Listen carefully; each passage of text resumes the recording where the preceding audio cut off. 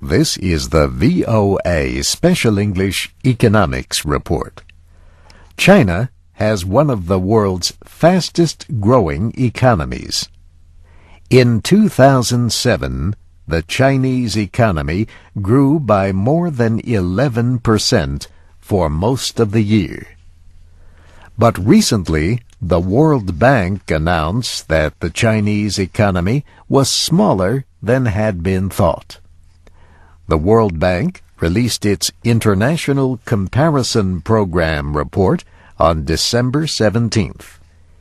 It said that the size of the world economy had been overestimated, and it found that the total value of goods and services produced by China had been overestimated by 40%.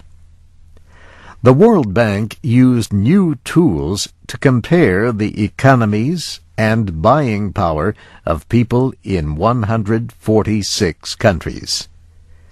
This year's report marked the first time that China took part in the World Bank's International Comparison Program. The World Bank says China is the second largest economy after the United States by its new measurements.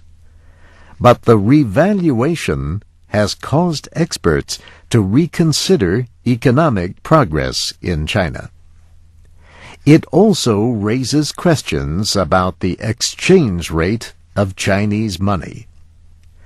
Critics have long argued that China should let the value of its money rise freely against the value of the dollar and other currencies. It may be that Chinese money is not undervalued if the Chinese economy is not as large as once thought. However, some experts point to other economic statistics to argue that China's money is undervalued. China faces other problems as well. Inflation hit an 11-year high in November. The country's huge trade surplus reached a record $238 billion in the first 11 months of this year. This has raised tensions with trading partners such as the United States and the European Union.